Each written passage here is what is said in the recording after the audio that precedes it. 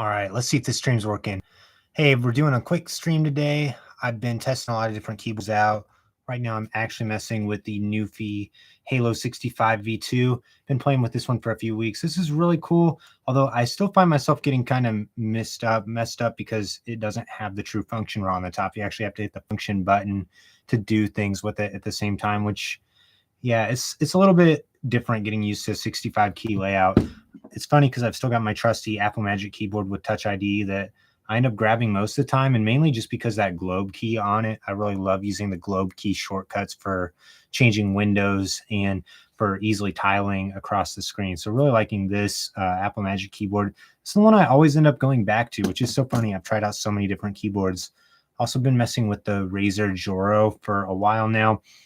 I'm really liking this one. It just feels, again, a little bit different to me because it doesn't have a true globe key on it. And I had some people tell me before on my videos that I really needed to get into the globe key shortcuts. And the more I've used them, the more I have realized that, yes, the globe key shortcuts are amazing and they're really handy for a lot of different things on Mac.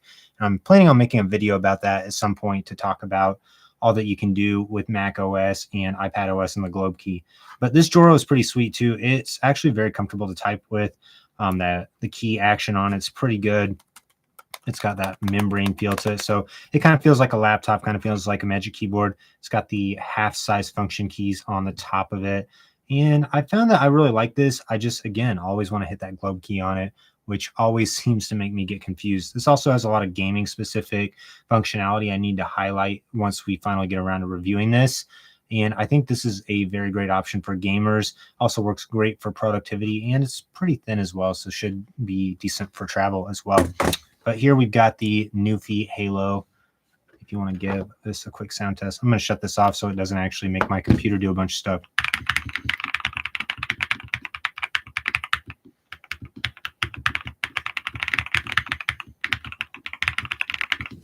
What's kind of interesting about this one is the spacebar has this dampening on it. So a lot of spacebars feel really clacky, but this one actually just feels like any other key on it, which is something that I didn't realize how nice that was going to be until I actually started using it. And you don't feel like every time you hit spacebar, you're hitting a random button on a rocket ship. But this one's really cool.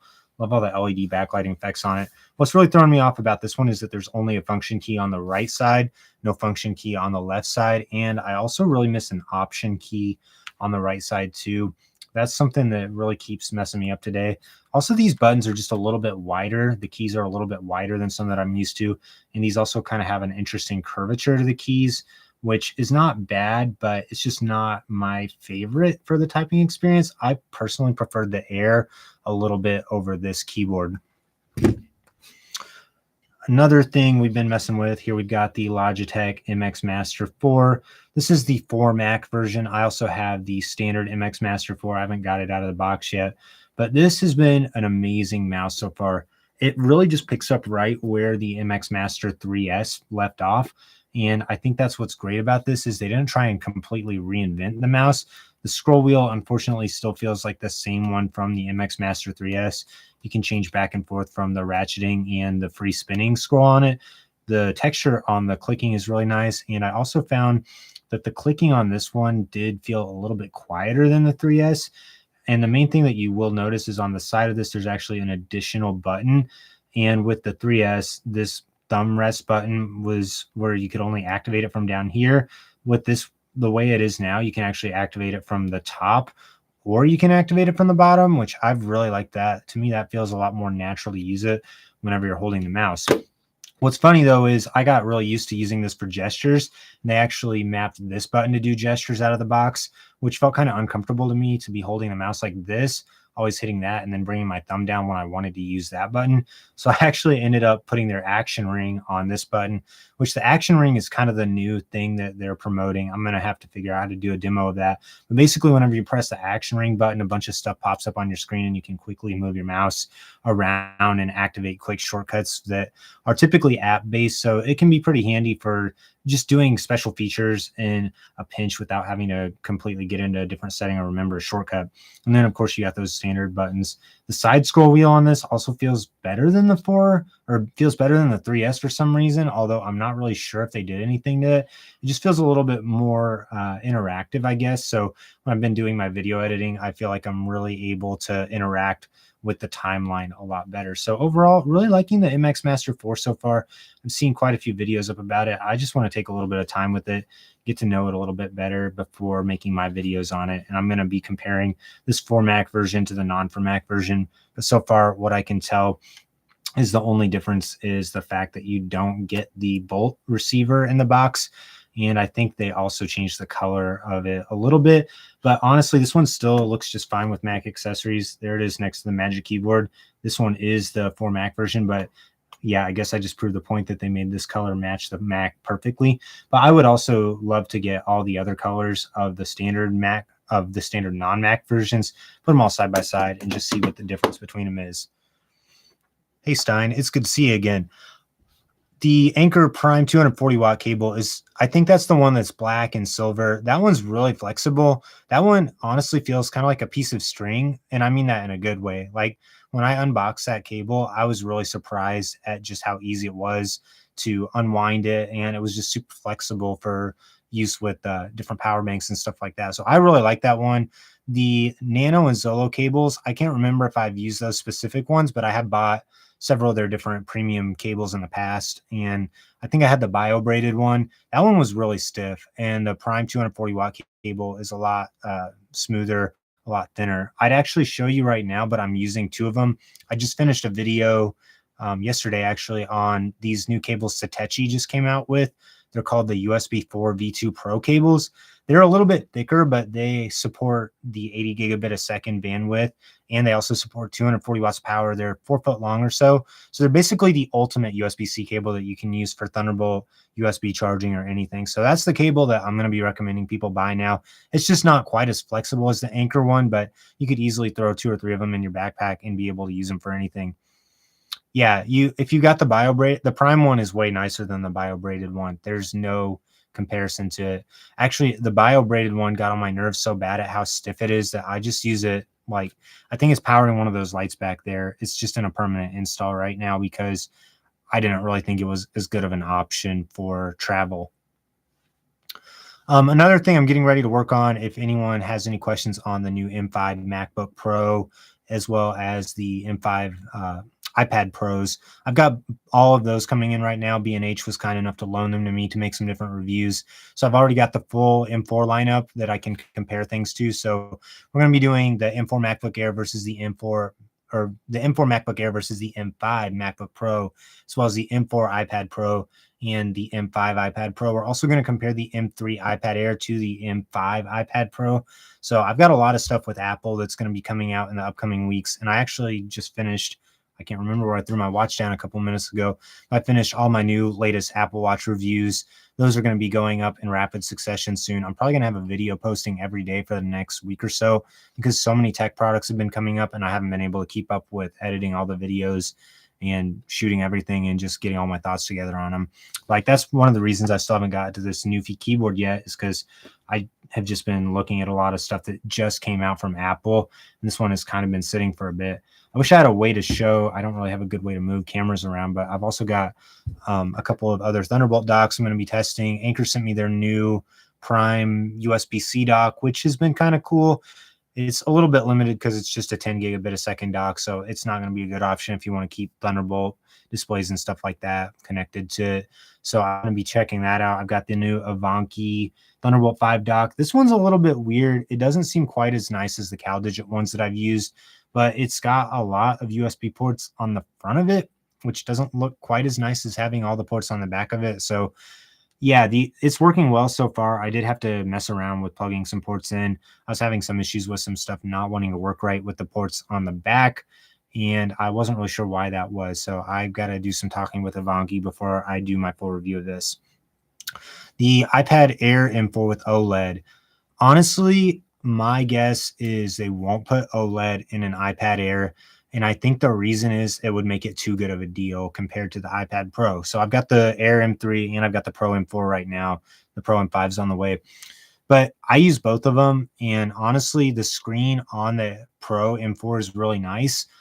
But I was getting nervous with it because I kind of just throw an iPad around, carry it around, and use it for different things around the house. And also when I'm on the go or doing production, it's nice to have it to take notes quickly or just to do stuff like that. So personally, I think that the Pro just costs too much money, but Apple has to have their differentiating factors in between all the different devices. I think that's part of why the iPad A16 doesn't have a true Magic Keyboard case. We've got the Magic Keyboard Folio with that detachable keyboard on it, but they don't have the cantilever case like the Air or the iPad Pro has. And I think they just do that because they know if you want to get the cantilever case, then you're going to have to spend more money and get that nicer one. And I also think that's a reason they won't put OLED on the iPad Air, because it has the tandem LED display on the Pro, and they just need enough stuff to keep it separated and where it gives you a good enough reason to spend the extra money and get the nicer one. Like the speakers are nicer on the Pro. There's so many different things about the Pro that's nicer, but to me, whenever I use them side by side, I'm like, okay, this one's definitely nicer, but I don't know why I would want $1,000 iPad versus the $600 one, except for all the little small things that they made better about them. And I use the iPad A16 a lot too. And honestly, that one gets the job done just fine for how I use an iPad. But I know there's some people out there who are really trying to push the iPad Air and the iPad Pro to the limits. I need to do some polls on the channel and get a feel for what people are looking for me to test, because I'm probably not the best person for answering some of those intensive questions about the iPads. I tend to speak more into all the different features that they have through the iPad. So yeah, touching the Air for OLED or a higher refresh rate. You know, they finally put the higher refresh rate on the standard iPhone 16 or iPhone 17, I think. I got the 17 Pro. It's working great so far, but I thought if I didn't want the extra camera that the 17 Pro had, I probably would have just bought the iPhone 17. So, I mean, maybe we'll see Apple start to kind of level the playing field a little bit with that stuff. I'm not completely sure, though, if I think Apple will do that, just because of Apple's history of not making those kind of decisions. They almost always want to give the segmentation that's going to make you spend more money if you want to get those premium features on it. Check something real quick.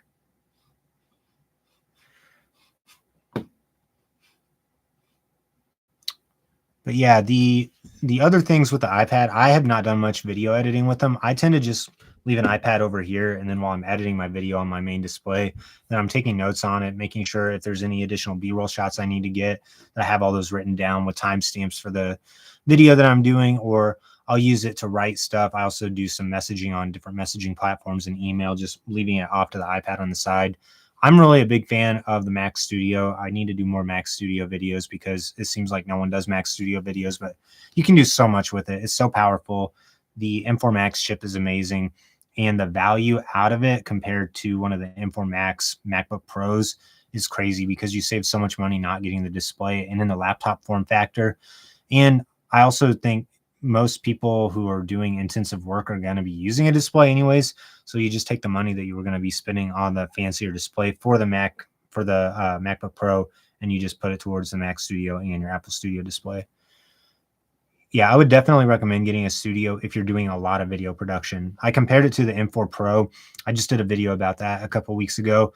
They actually came pretty close in a lot of tests, but it was really for those like repetitive tasks where you're exporting tons of videos, which some days I'm doing batch exporting and I'm doing 5 video exports in rapid succession, or I'm previewing a video while I'm exporting another video, and I really want to make sure that I can keep the wheels spinning on all of those. That's when the Mac Studio really comes into play. The M4 and the M4 Pro Mac Minis both work great, though. Had no issues with it. The M4 base model did like buffer a little bit sometimes whenever I was using it for video editing, but I'm really pushing it. I'm using 6K footage, doing multicam projects, and I'm also doing some 6K, or I guess it's 5.1K technically, but 5K slow-mo, 60 frames per second, slowing that down.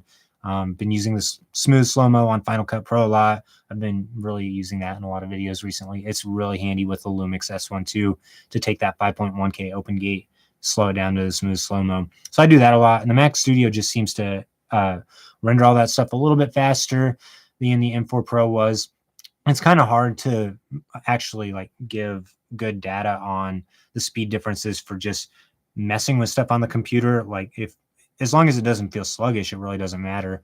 Some people comment on some of my videos and they're like, well, if you want to export a video, just go make a snack or something while you do it. But a lot of these higher end codecs, for the slower machines, they tend to take like a minute or two to export per minute of footage that you're exporting. So if you're doing any sort of long form, or if you're doing a half an hour or an hour long video, that's when you really appreciate the faster speeds of the Mac Studio, depending on your codec. I mean, some of the codecs, it's not going to matter as much, but that's where you can get into like the 2 to 4 times speed acceleration. So if you're doing a 30-minute video, it might only take you 10 minutes or 9 minutes to export it instead of taking 30 minutes, which, especially if you export a 30-minute video and then something messed up in the export, you have to redo that export later on.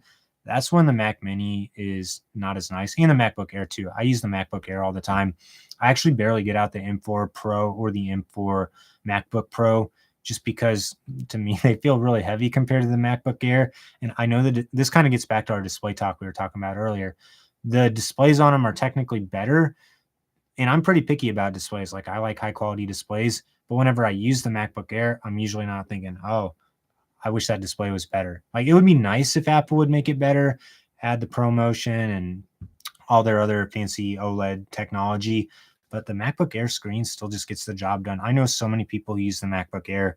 Like, the M1 MacBook Air is still on so many people's desk because it still works just fine. I just sold mine a couple months ago. I think I got like $350 out of it, and I thought, man, for $350, this machine is a steal for all the power that it has, everything you're able to do with it.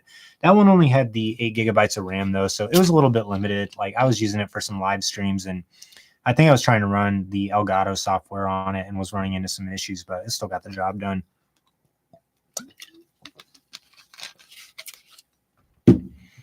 Another thing I still need to make a video on is the Stream Deck XL. This one's got an XLR cable on it right now. They sent me the XLR dock. Elgato did send me this. I got this like a year ago. Come on, there we go. And you can see it's dusty. I've definitely been using it a lot. But I actually use this as my interface for voiceovers just because it's really handy. It uses a single USB-C cord on it. The thing that I wish was a little different about this is I wish there were some more buttons on it. So I wish there was, I guess this isn't the XL, this is the Plus. I wish there was a Stream Deck Plus or Plus XL that had more of the knobs and also more of the buttons on it. You can like move the screen and change around, but I just really like having the buttons in the same place all the time. That way, you know, oh, this button here is always going to do this certain feature. It doesn't really matter as much for an editing machine or for your productivity computer. That's more of like a live production sort of thing. But yeah, this one, I've had some issues with this working with certain docks. Right now, I've got that Avanki one. I haven't figured out how to get enough power to this from the Avanki dock yet. They send you this. Actually, there's one of my random USB-C cables. They send you a USB-C to USB-A cable to keep this plugged in. But with some of these newer machines, there's not as many USB-A ports, and so you do actually need to bring your own cable with it.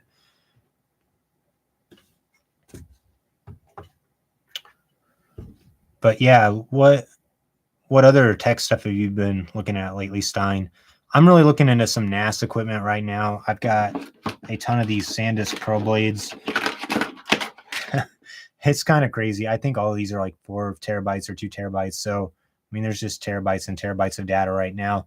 I've got the station for reading them all, which has worked pretty well, except for it just gets kind of expensive to spend $300 every time you need 4 more terabytes of storage. So I've really been looking into one of those new Ubiquiti NAS systems they have. The UNAS 8 looks really nice. It looks like it's massive though, but that one looks like it might be a really good option with lots of expandability. And then I think B&H is running a sale on some of their, what are they called? The Ironwool Pro drives. I've been looking at some of those. Those seem to get pretty good reviews. The thing is, it's just not as fast for the transfers as the SSDs, and I'm in an all SSD workflow right now. So I'm really used to being able to move terabytes of data back and forth. I really like to keep my projects all in a Final Cut library, and then I put all my clips in that. I use events and have all my different clips, because if you watch many of my videos, you see we revisit stuff all the time. So we might go back and look at an Anker power bank from a year ago, and so I need that footage from before. I could technically reshoot all of it, but it's really nice to just have all my footage of all my different computers and the different mouses that I've tested as well. Oh yeah, that reminds me, I do have a couple other mouses to show off. People also They love it when I say mouses. I looked it up one time, and mouses and mice are both acceptable. But this is the Razer Pro Click. I think this is the V2. Yeah, it is the V2. This one's really nice. It's really comfortable. But as soon as I started using this, I immediately started missing the side scroll wheel on it. And that's the problem with these Logitech mouses, whatever you want to call it. You get used to that side scroll wheel on it, and then you go to use any other mouse, and it's so annoying. So yeah, the Pro Click V2, very comfortable. Clicking on it feels good. Button down there for changing the scroll. Good scroll. It's got the tilt on it, which I set the tilt up to do side scrolling. I just find myself like, oh, is this the MX Master? And then I'm like, oh no, it's just 2 buttons on the side. And there's no gesture button too, which that's the other thing. I feel like I need to make more videos about this. No one talks about the gestures with the MX Master options. That just makes it so easy to change between your full screen windows. But other than that, this is really great. It's really comfortable. It's a little smaller than the MX Master. You can still pair it to 3 devices, and they actually give you the little receiver on the bottom of it. Unlike the Logitech ones. The Logitech ones, if you get the receiver with this, you just got to, oops. With the Logitech one, if you get the receiver, you just got to store this somewhere else and not lose it. So I'm still finding random Logitech receivers just in random drawers in my house that I don't know what mouse they go to. I'll probably never use them anyways. But yeah, this one's really good. I really like it. The colors on it are cool. I just haven't got the video done with this yet because it's not my absolute favorite. But it's so funny doing YouTube. People comment on videos and they say, oh, the Razer mouse is terrible. I don't like it because blah, blah, blah. Or, oh, the Logitech one's too big. It's too tall on the back. I'm like, I use this one every day. I do use this wrist rest. You can kind of see it there. I use this wrist rest. And to me, this helps a lot with wrist comfort. I don't really like the Apple mouse because it makes your wrist go too flat, even with the wrist rest. This to me feels great. But some people are like, oh, the MX Master is too big. It's uncomfortable to use. I'm like, I don't know. To me, it's great. Razer also sent me their Pro Click Vertical, which the only other vertical mice I've used have all been by Logitech in the past. So it was kind of cool to see a different company putting one out there. Yeah, it's got the LED ring on it, USB-C.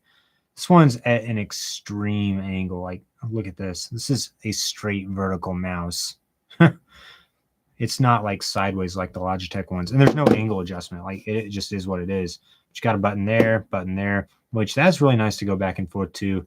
And then there's another button on the top of it. I can't remember what this one does right now. It changes. It might be the DPI button by default. Change how sensitive the mouse is. Yeah, and I think this one does have the tilt. Yeah, it's got the tilt on the scroll as well.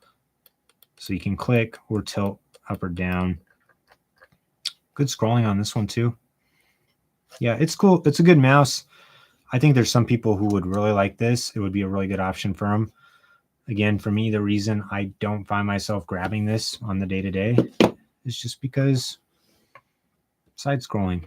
That's literally the only reason, the side scrolling and the gesture button. So yeah, I think the MX Master 4 is great.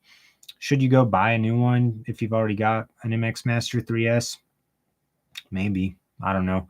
I bought the MX Master 3S twice because the first one, the scroll wheel, kind of gave out on it. I didn't get to make a video about that, but I'm going to have to put that in my video talking about the MX Master 4 because I think this is the same exact scroll wheel. Sorry about the focus. Not sure what's going on there. I just got a camera up there above my shoulder, one in front of me. The cases, 40 gig case. I'm not sure which one you're talking about with that, if you're talking about the dual enclosure or just one of their Thunderbolt ones. But the cases has a lot of great stuff. I've worked with them a couple times. I've got something from them I still need to get out of the box and test as well. Their stuff seems to be pretty good. I haven't had any issues with it coming disconnected or not wanting to work. There was only one issue I had with one of their enclosures. I think it was the 80 gigabit a second enclosure, and it wasn't working with a Gen 5 NVMe, which most people still don't have the Gen 5s. And honestly, it's not necessarily even worth going and buying a Gen 5 just for the sake of using it in an external enclosure. But yeah, that one was cool. I haven't used it as much recently. I've really been liking the, where is it? I don't remember where it is right now. I've really been liking the OWC enclosure. It looks like a gigantic heat sink. That's the one I've been using on the day-to-day recently. Oyen U34 bolt. This is also one that I've used a ton.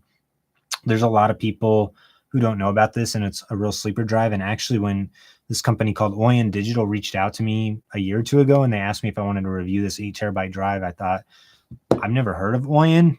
I'm not sure if I want to. I really take the data stuff very seriously because I know that people's data is their livelihood and it's their work. It's the projects they're making. This drive has been amazing. It's USB 4, so it's slow now. It gets you like 3,200 megabytes a second on the read and the write. This one has been rock solid. They don't give like a true drop rating with it. I think it's like mil spec something. It's not IP, but I use this one all the time. It's 8 terabyte. This is the main one I use. I bought the 2 terabyte Mac Studio, so I haven't had to do a ton with external SSDs. Like if I want to, I can just edit most of my projects on the computer, move it off later. But now I use the external SSD so much that I'm like, I should have just got the 512 or the 1 terabyte and saved a little bit of money on it. Yeah, Stein, the M4 Mac Mini dock is very nice. It worked really well. It looks really cool too. You just need to get 2 drives for it. If you want to get the top speed, you got to run it in the RAID mode. But that's a really cool option. I mean, I think it's like $150, $160. There'll probably be some really good Prime Day sales or Black Friday sales coming up on it. That one worked great for me. Audio production and mixing. So I used to play a lot of music. I don't really do as much anymore. I do some live production on the side, do a little bit of mixing. I'm not really playing like I used to, though. It's kind of like the old Adam, I guess. When I was in high school and college, I did a lot more with music than I'm doing now. But now I just kind of dabble with it every once in a while when you get time. I think that's one of the problems with becoming an adult is you end up having to focus so much on work and what pays the bills and your work stuff that the stuff that used to be a lot of fun, you don't get to do as much anymore. But yeah, I've been thinking recently about getting back into more of the music stuff, maybe doing some more music stuff on a different channel, doing some guitar covers perhaps, or some mixing stuff. I feel like I'm not the best at mixing, but I've definitely got to mix my fair share of live services that I've really enjoyed doing that. Yeah, you do have to get both the SSDs to fulfill that speed. I think in my review of that Acasis enclosure, you can see the speeds that I was getting when I used just one versus the speeds that I was getting when I did just two. I can't remember off the top of my head. Like, I think the single was not a bad speed. Like, it was faster than if you just got like a Samsung T7 or something like that. But you definitely want to use the RAID if you want to get the faster speeds. And I also can't remember the speeds that you could get if you did it in the RAID 1 mode. So you got the redundancy and the data on both of them at the same time. I think I did both of my tests for it in RAID 0. And I think I tried it with the M4 and the M4 Pro. Best SSD for the M4 Mac Mini. Yeah, I mean, there's several of them that you can get like 3,200 megabytes a second on it. I think that's the fastest I've been able to hit on that. Even if you get an 80 gig enclosure, obviously it's not going to work. I've also seen some of the USB 4 enclosures go faster on a Thunderbolt 5 computer than the M4 computer. But I personally really like the Oyen U34 Bolt. That one's really great. It's maybe a little bit overpriced now, but I think they've been running some sales on it. I would maybe just get that OWC. They have the 1M2 and the 40G speed. That enclosure looks really nice. I've got the 80G one on it. I might get the 40G just to test it and compare it side by side. And then Satechi, they've sent me a lot of stuff. I'm just got to disclose that. But Satechi has a USB 4 enclosure that, here, let me go get it real quick.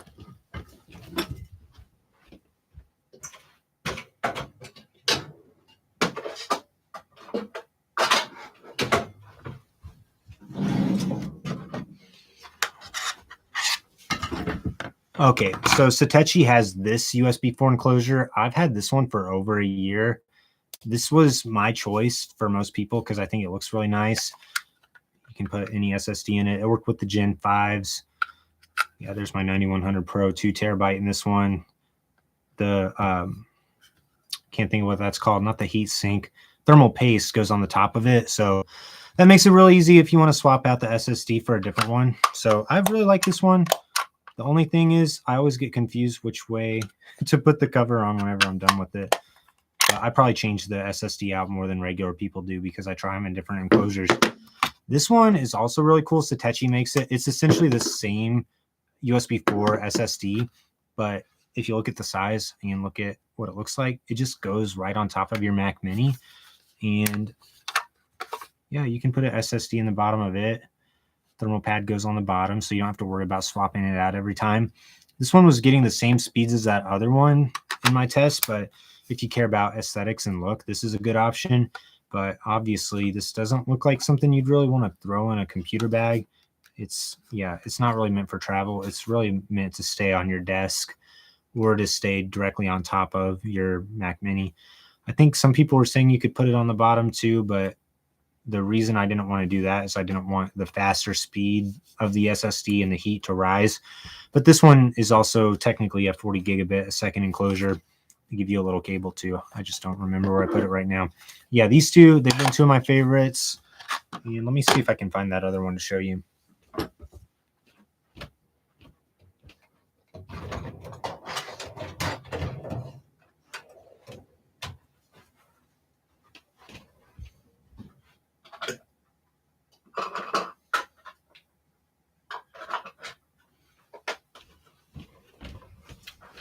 All right, found a couple more. I've just got SSDs in drawers, and I try to really rotate them out because I know it's good to keep testing stuff to make sure that I'm up to date on the latest and greatest. But this is that OWC one.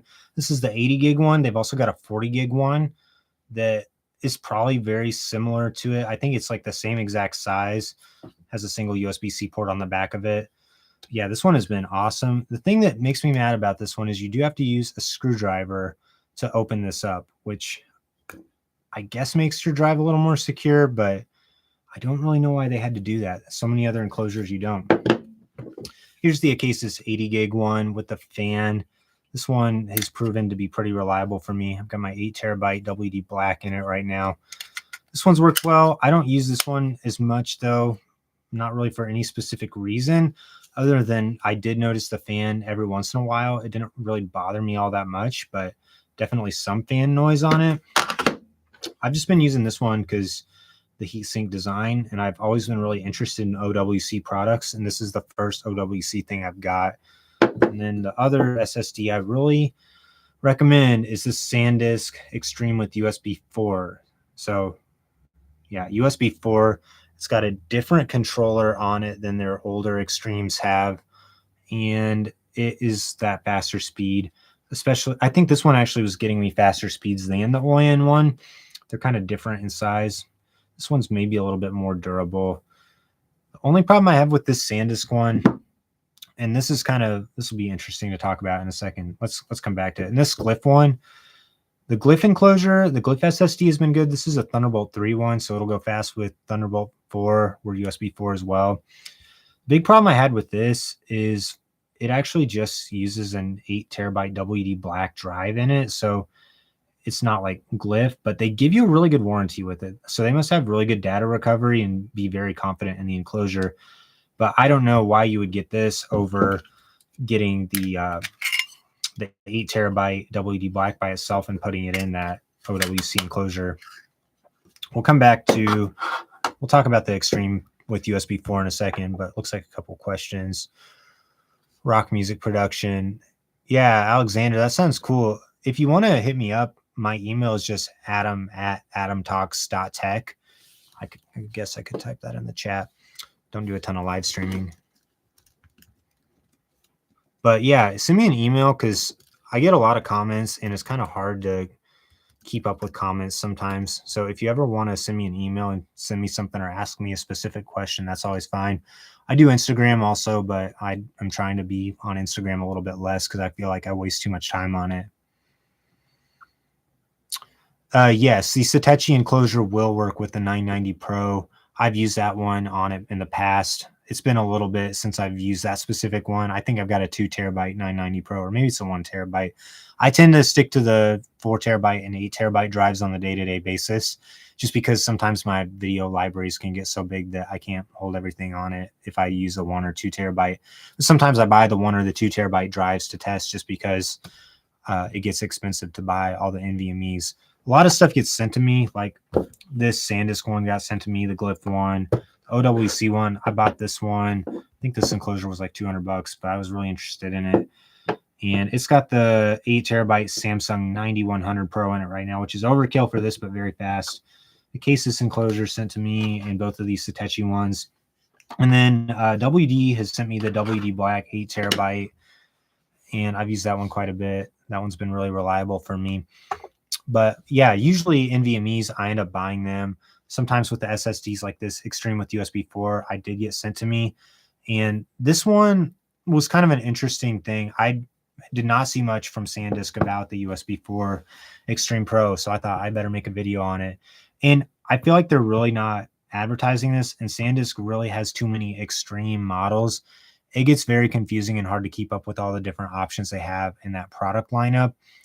And with the older Extreme Pros having all their issues, I think that there were a lot of people who were really scared of anything from SanDisk. I personally am using these Pro Blades. We talked about this a little bit earlier, but I use those for a lot of stuff. They're just a little bit expensive, but they work really well, really fast with the station. But yeah, I think people have some reservations against SanDisk. They were even asking me to review one of the new Extremes, and I felt like I couldn't review the standard Extreme one, even if they fixed whatever issues the older ones were having, just because it said Extreme on it. So anyways, I keep using this one every once in a while just to make sure it's holding up fine, because I know there were a lot of people commenting on the Extreme with USB 4 video saying they were worried about the longevity of that. No, I haven't used a Keychron in a long time. I think the last Keychron I used was maybe the K5 V2, but it's definitely been a minute since I've used Keychron. I need to get back into them. Personally, mechanical keyboards are not my favorite. I know a lot of people really like them, and I do kind of like the tactile feel that you get with them. You get really good feedback from them. But we were talking earlier, I just like my Apple Magic keyboard more than anything. This one is just so nice with the Touch ID button on it. They finally put USB-C on it, globe key. I don't think I've seen a mechanical keyboard that has a globe key yet. I do have another keyboard I want to show off in a second, though. Does SSD enclosure get heated, extreme or normal? Okay, Stein, I'm not sure exactly what you're asking there, but yeah, basically like any SSD will get hot. And the question is, what are they using on the enclosure itself to dissipate the heat? So a lot of these durable ones, they use an aluminum core on it, and then there's the silicone outer jacket on it. And it's typically the aluminum core is drawing the heat out, and then the rubber jacket doesn't always allow the heat to come out as much. But that's how most of these are. Like this Glyph one is all aluminum, but it's got this rubber jacket for it. So you can take this off, which I find this to be kind of nice. But this one doesn't have as high of a durability rating as the SanDisk Extreme 4. I'm calling it the Extreme 4. But this one does get kind of hot. I had some people tell me it got really hot and they were having issues with it. I haven't had any issues with the OWC one. But because if you look at this, it's really got that heat sink style design. To me, this one does do a really good job at actually getting the heat to come up and off of it.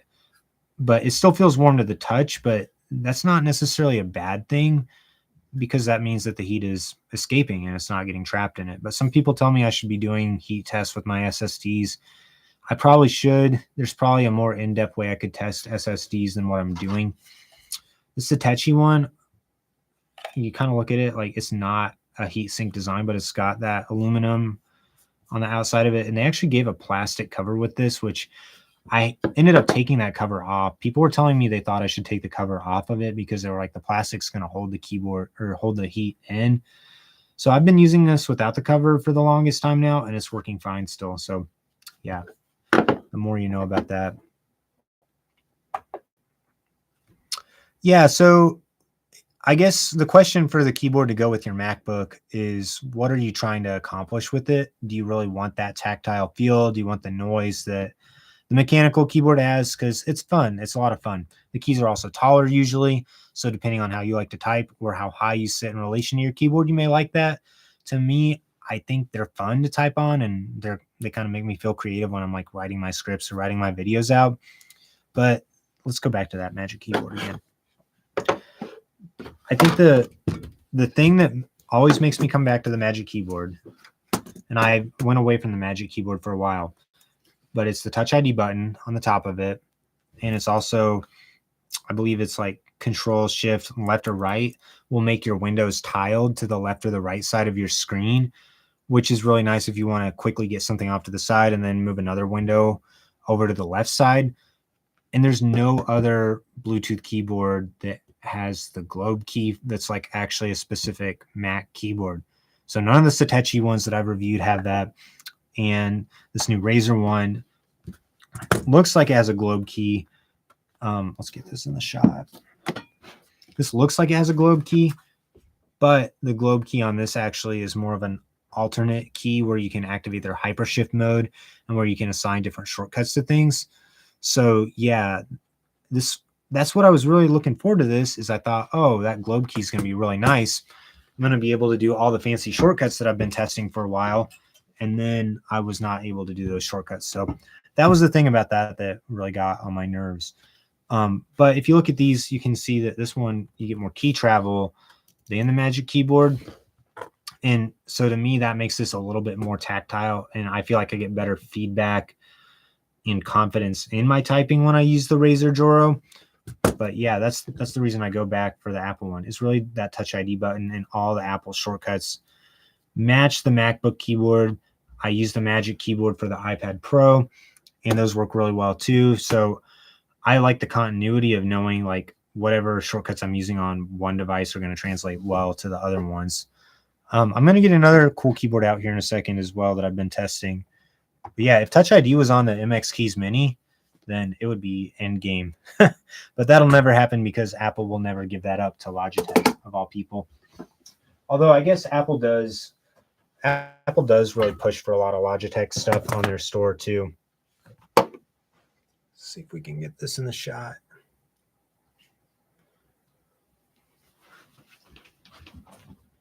It's another new keyboard that Satechi put out recently. Do a lot of testing on Satechi stuff. They send me a lot of gear to test, and it's all really good. Like I don't think I've ever had a bad experience with a Satechi product, so it makes it easier to recommend them because I feel like I can have confidence that other people are going to like them too. Yeah, so this one is really interesting because it's kind of like the Keys to Go that Logitech has. We can get that one out and talk about it in a second too. But what's cool about this one is it's not actually a magnetic stand. It's more of a fold-up keyboard. So this is what it's like when you've got it put away, like a little notebooky thing, very thin, thinner than an iPad. And then on the back of it, it has the kickstand. I find it's easier to do the keyboard first. So you unfold it like this. You got the keyboard. You can use the kickstand, or you can just use it like this. And it's a Bluetooth keyboard, which is really cool because this will work just fine if you want to use it with an Apple TV or, I mean, any device really. And this has their multi-device pairing. It's kind of weird though. You press function in 1, 2, or 3. All the shortcuts match Apple's. And guess what? It's got the globe key on the side of it too. And this actually works with the tiling shortcuts, which I don't know. I need to talk to Satechi and say, hey, can you guys like take this and build it into the X1 that you have? Because that would be really nice. So yeah, this uses USB-C. You can recharge it from the side. And then it also has a kickstand on the back of it too. So you can just set your iPad on it. Oh, got too much going on right here. You can set your iPad on it, fold it down, fold it up. It works really nicely. And then you just set the iPad directly on top of it. Or you can also go portrait with it if you want. Set up portrait, put your phone beside it, and then you can go multi-device pairing with that. So I like this a lot. I think this is a really interesting option for the iPad A16, except it doesn't actually magnetically attach, and you have to have, you know, kind of like you just saw, you got to have enough space that you can actually set this up with a kickstand. You put this little tiny on-the-go mouse out with it too. This one's not bad. It's kind of got a leather feel to it, nice and sleek, low profile, paired to multiple devices, change back and forth. Just finished this video today. I need to review it and get it posted to the channel. Yeah, this one's cool. Use it with the iPad. Give you a pointer. I don't know what I've got it paired to right now. I've got so many random things laying around. Yeah, this keyboard is not even paired to this iPad. Logitech. Yeah, I haven't tested that one, but I've heard good things about the Logitech before. It's in my Amazon cart of keyboards to review eventually if I ever run out of keyboards to review. Full or smaller Magic Keyboard? I personally am a smaller keyboard fan because if you got a wider keyboard and you're doing your shortcuts over here and your mouse is all the way over here, if you're going back and forth, then it's just a little bit more annoying to me to do that because you have to actually move your hand a farther distance. And if you're just like trying to do a quick shortcut with your right hand, go back to mouse like that. So that's why I really like having the keyboard as close to the mouse as possible, because then I can shift back and forth between it. But with the MX Master 4, I've been messing with some shortcuts on it, trying to put my most used right hand shortcuts directly on the mouse so I can still use my left hand on the keyboard when I'm editing and then use the right hand shortcuts with the mouse. And I think that's where the I can't remember what it was called, the action ring, I think they call it. That's where the action ring could be really handy if I can put some of those other most used shortcuts up in the top right area and be able to access those a little bit faster. So yeah, I don't really like the larger keyboards with the numpads, but I could see those being really useful depending on what your job calls for. For me, my job is video editing, and that's mostly just keyboard shortcuts and not as much number typing on the side of it. Yes, please make a black small Magic Keyboard with the Touch ID. So that's I love talking about Apple. They've got everything figured out. They do everything for a reason. There's no doubt. But they finally put out a new Magic Keyboard for the iPad Air. So last year, I guess technically it was this year, at the beginning of the year, they put out a different keyboard for the iPad Air M3. They only gave a white option, which I was like, man, they did that on purpose because they know there's going to be people who want the blackout setup, and then they're going to have to buy the M4 iPad Pro. But I wonder if enough people complained about it, and that's why they put the black one out. Or maybe Apple watched my video. If they did, they didn't tell me they did, but that would be pretty funny. But yeah, Apple does have the black trackpad. They have the black Magic Mouse. They don't have the black small Magic Keyboard. After all these years, they still don't have it. Will they ever do it? I don't know if they will at this point.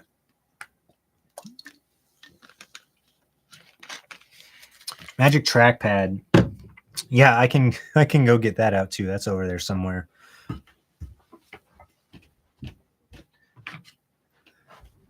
The Magic Trackpad is really cool. It's a lot of fun to use it.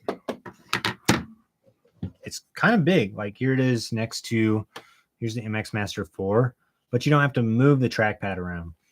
So I always tell people in my videos, get the trackpad if you're a trackpad fan. So if you've done a lot of work with the trackpad on your MacBook Pro, this feels very similar. It's a little bit bigger than some of the older MacBook Pro ones. It also feels just like the MacBook Air. But where this is really nice is you can put it wherever you want. So some people, we got to get some keyboards out of the way. We got too much going on right now. Some people will set up their workstation where they do keyboard in the middle, obviously, and then they'll do their mouse on the right side, and then they'll do the trackpad on the left side. So for like browsing and scrolling, then they just do this. So you can do like all your little gestures with this, and you can type, get in typing mode, and then use your mouse on the other hand too. So it's like this ambidextrous setup that I've tried, and I found it to be just a little too much for my taste. Like too hard to keep track of a trackpad and a mouse.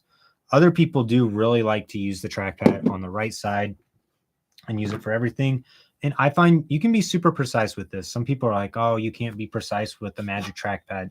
That's not true. You just got to get used to it.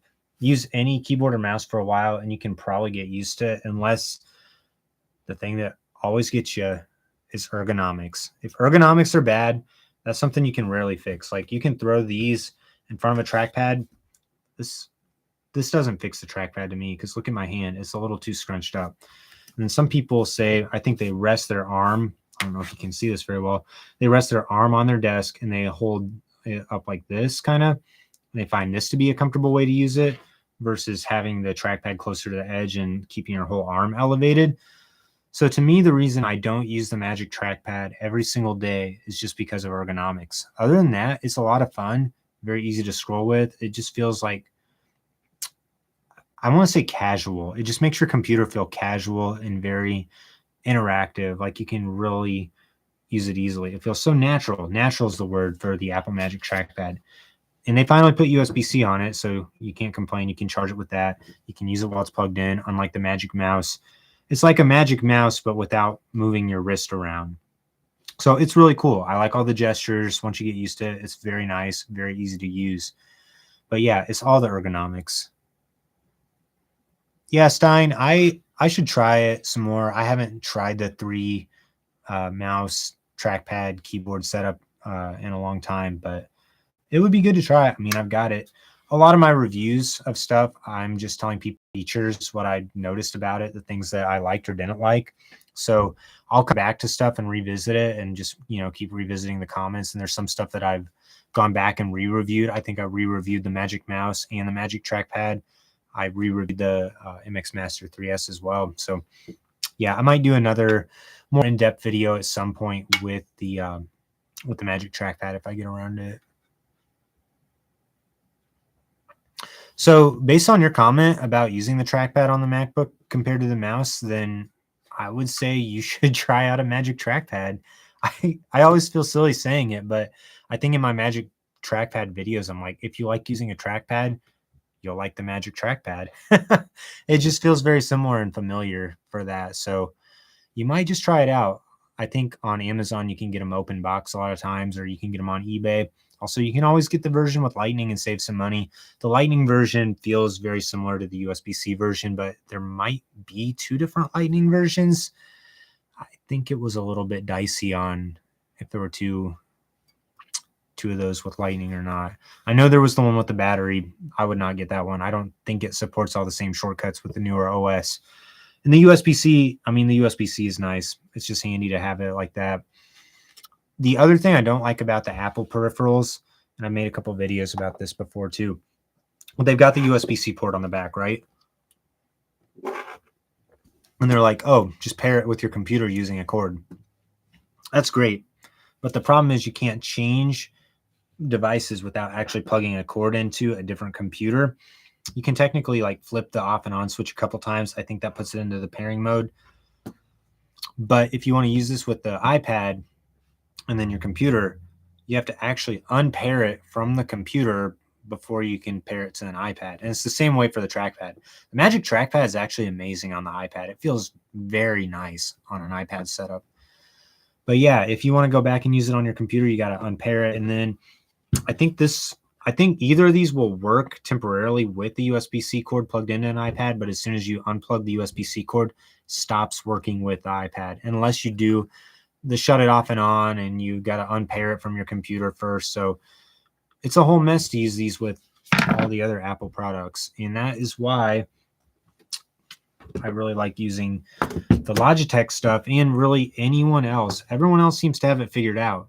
For whatever reason, Newfie doesn't label their keyboard with the with what the shortcut is, but if you press, let's see if we can get this back on.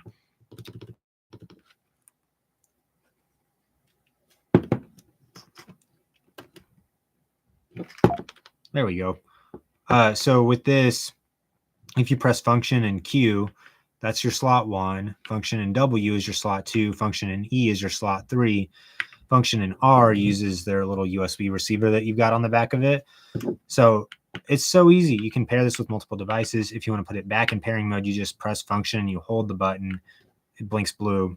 So if I want to go use this with my computer, I've got it on slot 1 on my Mac Studio.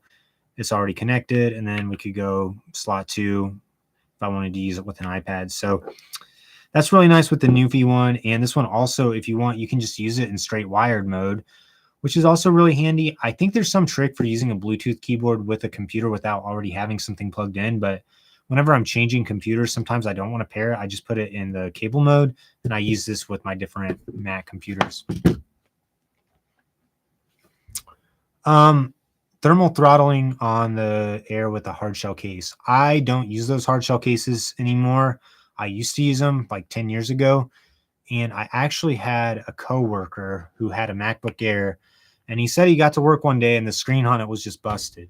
And he had one of those cases on it. And I had heard that those could like put extra pressure on your computer screen, even when it was in your backpack folded up. And then when his screen broke, I was like, did you have the case on? And he's like, yeah. I was like, I don't know if the case did it or not, but that's the reason I personally don't use those cases. And so I really don't know. I do know the M series MacBook Air could throttle a lot depending on what you were running with it. The M1 I used to have, it definitely would throttle. And the M4 MacBook Air, it also can get pretty hot. Like everyone's really hyped that it doesn't have fans, and you don't notice the heat most of the time if you're just using it for day-to-day stuff. But when I was doing some video editing with it, I was like, oh, I actually would prefer to be using this with a wireless keyboard and mouse right now because the top of it is kind of hot. For me, though, the throttling wasn't hitting me and it wasn't like slowing down my workflow as much as the heat was just making me a little bit uncomfortable. But I'm also a little sensitive to that. I don't like using a laptop on my lap if I can get around it too. Even with the MacBook Pro, I just feel like you feel the heat off of it. It doesn't feel great to me. And especially with the palms of your hands, like those old 16-inch MacBook Pros, the first 16-inch MacBook Pro they came out with, oh my goodness, I got that one. That one was a heat machine. That thing could really get lit. And I basically turned to where I only wanted to use that in clamshell mode in a desktop setup. So yeah, I personally do everything on the desktop computer if I can help it, but there are times when I'll plug a computer into the dock on it. Honestly, I wish, let me take a drink real quick. I would love to do more stuff with the laptops on a day-to-day basis. Most of my laptop tests, I go and I test them a bunch and then I make my video about it and compare it to, any other device. But I just can't, I get annoyed because you have to move your applications from one computer to the next, which is not bad with the Apple stuff. Like Final Cut, you can download on as many things as you want. Logic, it's fine. But it's like Lightroom and Photoshop, you have to transfer your license over.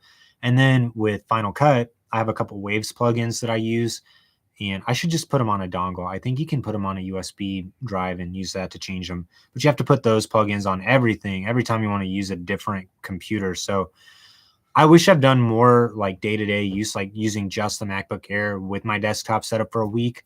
That would be a great thing to try some point. I wish I had another camera out so I could show more of the desktop setup over and what we're using it for right now. I'm hoping to do more live streams in the future. So you guys who have been on here for a while, if you got any feedback or if there's anything you want to see in the future on live streams, be sure to let me know, because I really want to do more, answer more questions, be able to talk to people like this. Yeah, that's a really good idea to use the sleeve on the MacBook when you're not using it.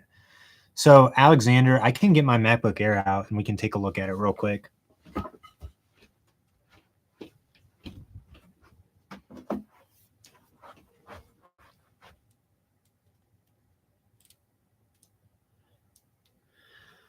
I'm going to try and keep this from getting quite as blurry, but this one, here's the sky blue one. I got this one maybe shortly after launch, a week or two after launch. And I throw this one in a backpack a lot. It'll have the iPad with the Magic Keyboard case on top of it. And it's not doing too bad. I mean, these aluminum things, like you can kind of see some scratches here and there, but I found most of them just buff off pretty easily. And even on my Mac Studio over there, I've literally scratched it just from putting USB-C cords on it. But I think that's the nice thing about the aluminum ones is they don't look terrible if they're scratched. I got the silver MacBook Pro with the M4 Pro, actually. That one looks really nice. I really like the silver finish on the MacBooks better. I've tested the Midnight M4 MacBook Air 15-inch, and the Midnight looked really nice, but it got thumb or fingerprints and thumb marks on it like as soon as I got it out of the box. It's funny, even in my unboxing short, people were like, you got fingerprints on this like as soon as you open it up. So I also got the Space Black M4 MacBook Pro. That one looks really nice too, but I've got a friend with the Space Black and he uses it every day, and his is definitely like disgusting looking. Space Gray was a good color, but I will say I feel like Space Gray kind of ran its course and it was time for something new. But the space black is cool. I've actually at my parents' house, I've got one of the old like black MacBooks, like the OG black MacBook, and that thing was so cool. The screen on it went out, and my dad and I swapped the screen out, and we took some red, I think it was construction paper or something. We put it on the logo, like back when the logos on the Mac computer still lit up. We put that on there. That thing was so cool. It was like a Darth Vader MacBook. Space gray is good though. Like, I'm not trying to hate or say space gray is not good, but when they brought some of the silver machines back, I got a silver computer. I got a silver 16-inch at work before, and that thing just looked amazing to me after getting rid of the silver. To me, the silver is just like the most Apple color that you can get. I got the, what color do they call this? Deep blue iPhone 17. I can't remember if they call it deep blue or what. All of Apple's random coloring options are kind of hard to keep track of. It looks really nice. I like it. I tried the silver Pro Max, and then I didn't like the Pro Max size. But the silver, yeah, the silver looked amazing, except for the one thing I didn't like with the silver Mac or the silver iPhone is the white part down there. Like, I think they should have just kept the whole thing silver. That would have looked a lot better, in my opinion. But the silver phone looked really cool. I really liked that. Yeah, I'm confused why they didn't do a true space gray or space black on the iPhone. That just seemed like the orange is cool, the blue is cool, the silver is cool, but yeah, I feel like they should have a space gray or a space black option for everything. And like I said, I do live production, and a lot of times in production, you want to have the most minimal looking thing possible. You don't want it to stand out. And I guess maybe that can take us back to our Magic Keyboard. That's why this thing is so dumb. Like, why can't they come out with the black version of this one too? If they did, I would buy it. The only reason I bought this mouse in white is because I use it with the Magic Keyboard. Otherwise, I would have just got the gray one. Logitech has weird graphite. Graphite's what Logitech calls it. The vapor chamber. Is it because of the vapor chamber, or is that just Apple color marketing? So I've been using the phone. I record some videos with this, and I haven't noticed as many issues with it overheating or like the screen dimming on it, but the screen can still definitely dim on the 17 Pro. But like any of the other iPhones, I had the 15 Pro before it. I would try and do some videos outside, do some filming outside. It seemed like it would almost immediately dim, and I'd hand it to someone and they'd be like, I can't see what's on your screen.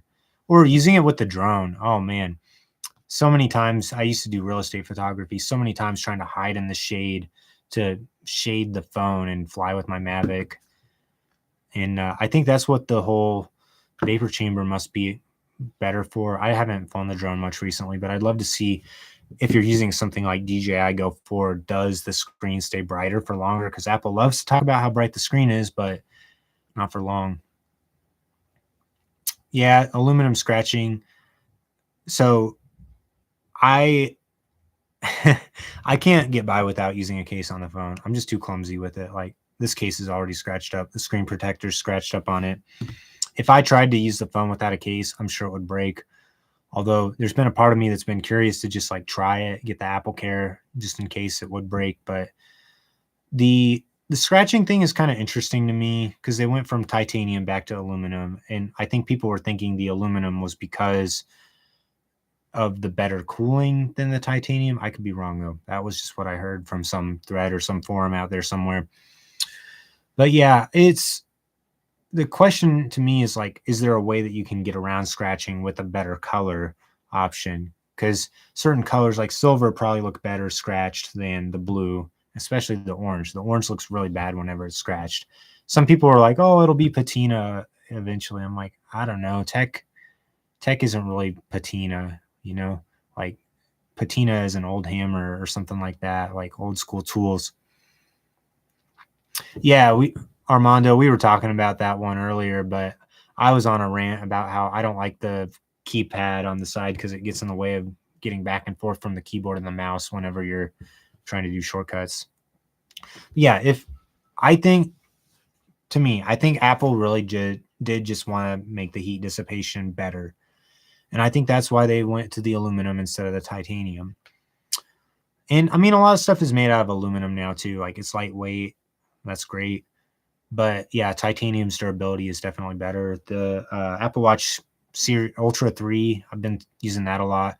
I like that one too, but I can't say that I'm like, oh, I love the titanium on the Ultra 3 versus the aluminum that the Series 11 has. Like, I've never thought that the titanium feels way more premium to me, but I will be curious if I wore the Ultra 3 for like 3 years or 4 years and wore the Series 11 for 3 or 4 years, which one will have held up better? Probably the titanium one. But I also made the mistake. Let's see if I can find it. I got it down here. I made the mistake of getting the black one, and some people were commenting after the fact saying that they thought that the natural titanium would be a better option. There it is. Yeah, I've liked this. The Ultra 3 has been nice. I need to get the video up for it. But I haven't seen any issues with the titanium black finish around the edges yet. Maybe it'll show more wear over time, but it's been pretty durable so far. And this is just a watch. It's not doing the same degree of processing and like trying to keep the display as bright for as extended of a period of time as you're trying to do with your iPhone. So like for that purpose, I'd say that's one reason that, you know, titanium and heat dissipation don't matter quite as much. I did not realize the time. I actually need to get off of here, and I got to preview a couple videos and get some videos scheduled, but I'm hoping to have like 5 to 7 days straight of videos publishing, because I've got, oh, what all videos do I have? I might just pull it up real quick. I think I've got the Apple Watch Ultra 3 review that needs to go up. Apple Watch Series 11, 11 versus SE, AirPods 4 versus Pro 2 and Pro 3, SE3, Apple Watch Ultra 3, and then I've got the CalDigit TS5 review that still needs to go up. The TS5 versus TS5 Plus and Element 5. Really excited about that video. And then those Satechi things we checked out earlier. We did the Pro cable that I really wish I could show you right now, but I'm using 2 of them for this stream. I've got the prompter plugged in on one, and I've got my A10 Mini Pro on the other. So yeah, that Pro USB cable, and then there's also the Satechi on the go mouse. That's this one that we looked at earlier. And then that keyboard stand, that folding up one that we were using earlier as well. So yeah, a lot of videos coming out soon. I need to finish previewing some of them. It takes forever to get the descriptions written and all that for it too. So I need to get after that here in a second. But thanks everyone for watching today and all the questions. If you ever need anything, send me an email or send me a DM. Love to talk to you. Have a great day.